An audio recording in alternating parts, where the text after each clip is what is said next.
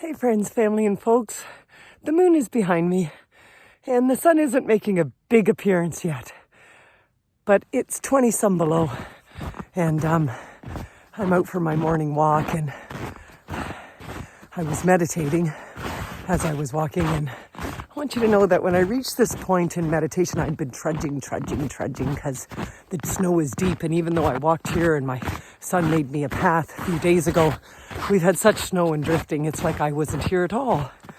And I'm coming to you today in the honor of my brother Elvin Denis Woodcock. And when I was meditating, I got to a point where when I really could focus on pretty much nothing but being here on the earth, in the earth, around the earth. The earth is not only underneath us, it's above us, it's our atmosphere, it's everywhere around us.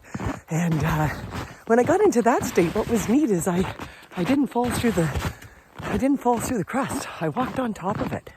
And that was just fun and an amazing symbolism of what walking through life in peace is like compared to otherwise. And I wanted to tell you a story about my brother Elvin. I had lost my brother David a few months. It's too cold, I have to put a mitt on. A few months before we lost Elvin. And when Elvin became sick and we had a diagnosis, he whined a little bit when he talked. He had quite a drawl, and he was a fascinating, amazing man. His daughter says smartest man she ever knew. And it's true, you could pick up any subject and that man knew some sort of detail about it that would imply that he not only had been acquainted with the subject, but knew the subject. And that is just fascinating.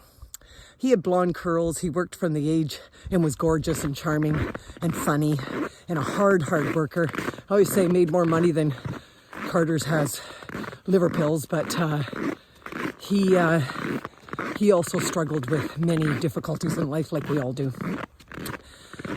But I was down south and out of my own country, and I had a breakdown, if you will. I have grieved before, but grieving too in such a short period of time just about killed us all. And I was crying terribly in a public area, and I had my children with me.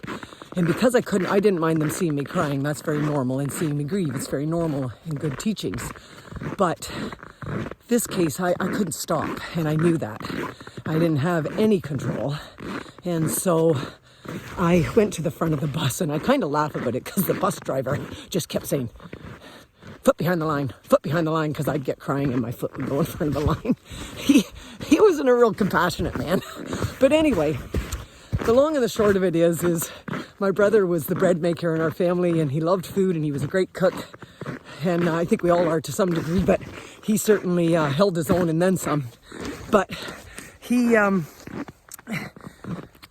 certainly was all about bread and cheese, and I had told my husband that I needed bread and cheese, and we were in this all-inclusive place, and my husband was like, Susie, we don't need that. I said, yeah, we do. Anyway, that night when I was grieving so badly, I finally came out of my walking around the building a million times cry. I came in and I wanted wine, bread, and cheese, and said to my husband, see, I told you we needed wine and cheese. Anyway, we laugh about some of these things. You have to. So I fell asleep that night. And my dream was just so tortured, really, to be honest. I was trying to make it to work. My car wouldn't start. I was going to be late. My clients were waiting on me. You know, that kind of dream that just keeps going and you're panicky about what's next and how am I going to do it. So again, very symbolic of how I was feeling. And here I was in this motel room, and I was trying to get in my car and it wasn't working. And, you know, my clients were waiting on me and I had to get there. And all of a sudden, as real as can be, and he used to, like I said, had a drawl. He sang when he talked almost. He loved singing too, but he put both hands in my dream from over atop of me, both hands on the crown of my head, and I was the baby, and he said, Susie, it's okay, Susie. And I just went from a deep sleep. I opened my eyes. I saw the stucco ceiling of where I was. And I laid there and went, wow, what a visit with ancestry, and what a blessing.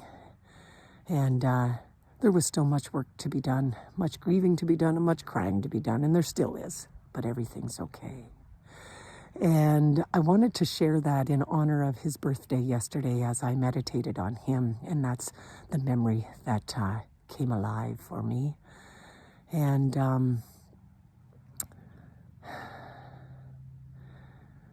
if anyone taught me what it's like to miss someone, it's him, and I often play that song and think of him. Feels good even missing you. He always said my name like that, Susie. And one time when we saw him from out west, and it was the first time in my life I'd ever cried through joy when I saw him, and my brother Dan, and my sister Sharon, who had come home from out west in this type of weather, actually, at Christmas. And when they were all being loved by the entire family gathered around, I was about 13 or 12 or something, and the emotions, and I just burst out crying in joy. And that was a really neat experience. So he taught me that it feels good sometimes even missing people.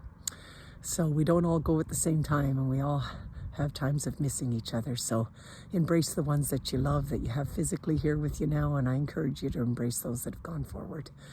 Thanks for sharing this sacred time with me, and blessed be.